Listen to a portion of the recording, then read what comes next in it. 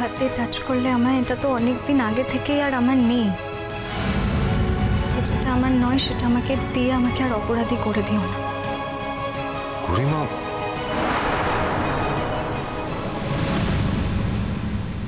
মা তুমি এবার সবাইকে মিষ্টিমুখ করো।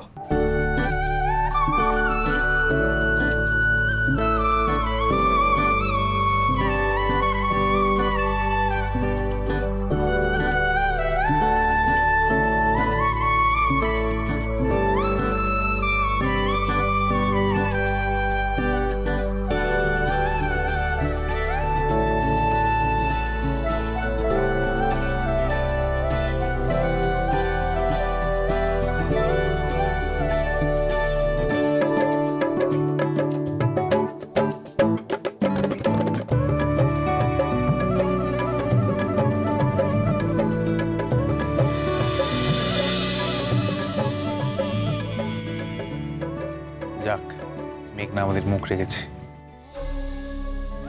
হ্যাঁ, তাই তো দেখছি। এই জানিস, মা কালকে ওকে গোয়াল ঘর পরিষ্কার করাবে, গোবরের ওপর টপর থেকে হাঁটাবে, গোবর দিয়ে ঘুঁটে তৈরি করাবে, দুধ দোয়াবে। কি করবো বলতো?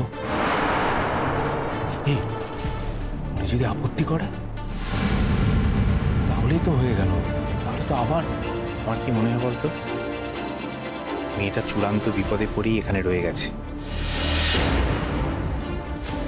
নইলে এই মেয়ে এখানে থাকার কথাই না।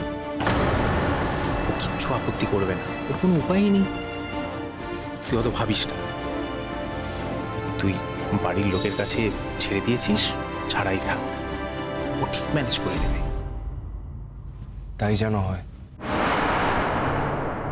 আপনি ঠিক বলেছেন গুরুজি, একদম ঠিক বলেছেন। সারা দেশ ঘুরেও আমরা এমন বৌমা পেতাম না। আমি তোমাকে বলছি বৌমা, যে যাই বলি তুমি এ বাড়ির উপযুক্ত বউ, উপযুক্ত। আমি তোমায় আশীর্বাদ করছি, তোমার ভালো হোক মা, ভালো হোক।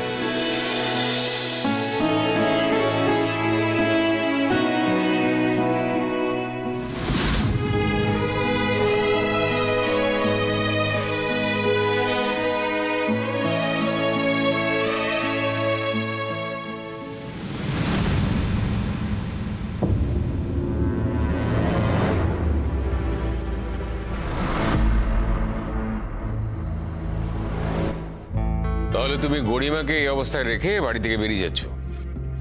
গরিমার সঙ্গে আমার কথা হয়েছে বাবা, ওর কোনো আপত্তি নেই।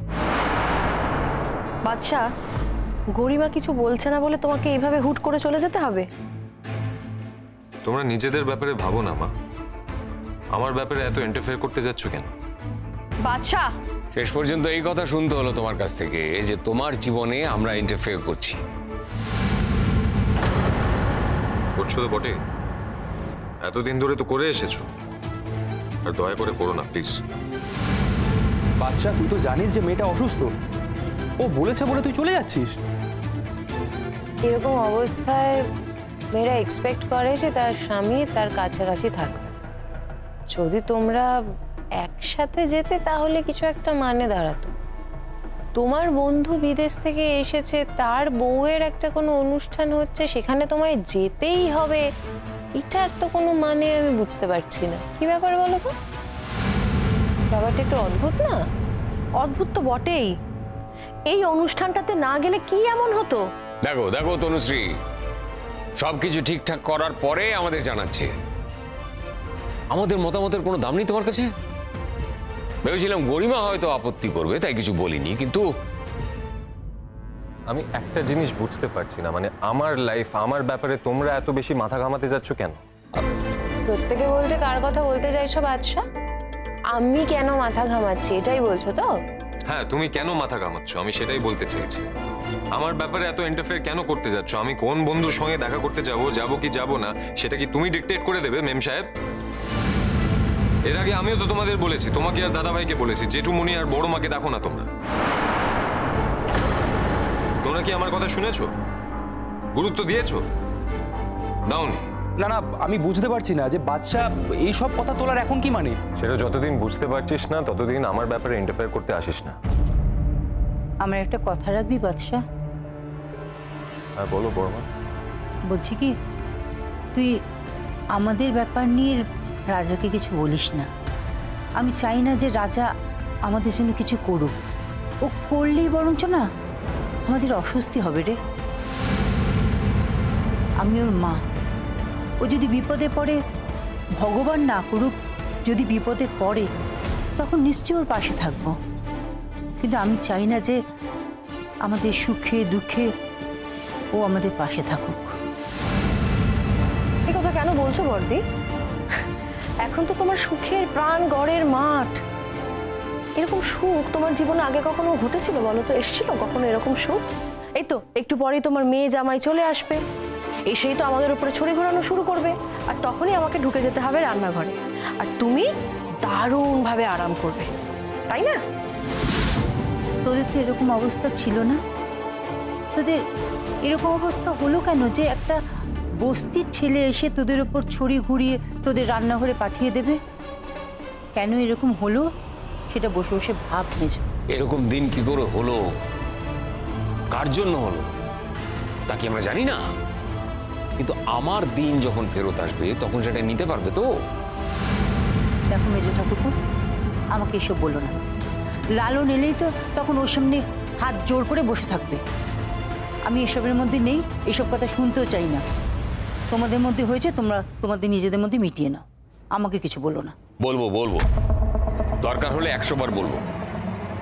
আমরা দিনের পর দিন খেটে যাবো আর তুমি লাট সাহেবের মতো সারা বাড়িতে ঘুরে বেড়াবে। মেজে ঠাকুরপো, তখন কিন্তু ছবিটা অন্যরকম ছিল। তোমরা লাট সাহেবের মতো ঘুরে বেড়াতে আর আমি খাটতাম। কিন্তু আমি কি কোনোদিন তোমাদের কিছু বলেছি তা নিয়ে? তোমাকে খাটতে হয়েছে কারণ তোমার স্বামীর রোজগার কম ছিল তাই। শোনো জাহ্নবী, মেজ ঠাকুরপোর থেকে তো রাজা মানে তোমার স্বামীর রোজগার তো কম, কিন্তু তার জন্য কি তুমি কখনো কাজ করেছো? তাহলে এই নিয়মটা আমার উপর খাটবে কেন? তোমরা তো বুদ্ধি খাটিয়ে মেজ ঠাকুরপোর তোষামত করে কাজ করোনি, তাই না? কাজগুলো করেছি আমি, কারণ আমার স্বামীর রোজগার কম ছিল, তাই নিয়ে তো আমি কখনো কিছু বলিনি। আমার ছেলের কাছে কখনো হাতও পাতনি। আমার ছেলে কখনো আমাকে, আমার স্বামীকে, তার বোনকে কোনো কাজ করেছে না, কোনো চিকিৎসা করেছে না, কোনো খরচা করেছে। তাই জন্য এসব কথা আমাকে বলতে এসো না, আমি শুনবো না। শোনো, এখন আমরা আমাদের ছেলেকে নিয়ে কথা বলছি। তোমার এই পাঁচালি শোনার সময় এখন আমাদের হাতে নেই। সময় তখন তোমার ঠিকই বের হবে, যখন লালন এ বাড়িতে আসবে। বর্দি, তুমি কি তোমার জামাইকে নিয়ে আমাদের ভয় দেখাচ্ছ নাকি? মা তো নিজের মেয়ের বিয়ে দিয়েছে একটা গুন্ডার সঙ্গে, আর একটা গুন্ডা যা করতে পারে তা কি একটা ভদ্রলোক করতে পারে? একদম ঠিক বলেছিস দাদা। আমার মনে হয় গুন্ডারা এমন এমন কাজ করতে পারে যা তোদের মতো মানুষের পক্ষে করা একেবারেই পসিবল নয়। হ্যাঁ, লালন তো গুন্ডা, গুন্ডা ঠিকই। সেই জন্যই তো মিনিকে বিয়ে করেছে, মিনিকে মাথায় তুলে রেখেছে। লালন গুন্ডা, গুন্ডা বলেই তো তোদের মুখোশ খুলে দিয়েছে। গুন্ডা বলেই ও এমন কাজ করতে পেরেছে যারা আমরা কেউ পারিনি। বড় মা জেঠুমনিকে শান্তিতে থাকতে দিয়েছে।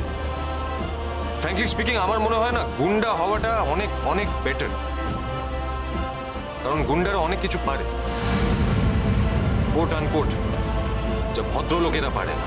নিজের বাবা মাকে অপমান করছো। আরে লালন যা করে তুমিও তো তাই করছো। কি অপমান করছি বাবা? আমি কোথায় অপমান করছি? আর অপমান করলে তোমরা কি শুধরাবে? তাহলে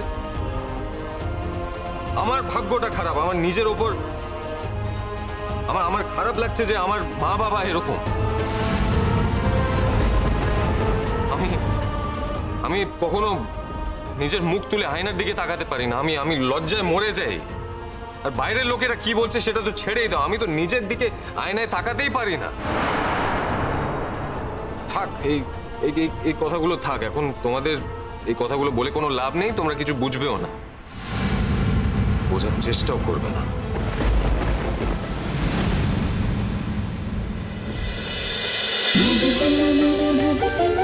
रोशनाई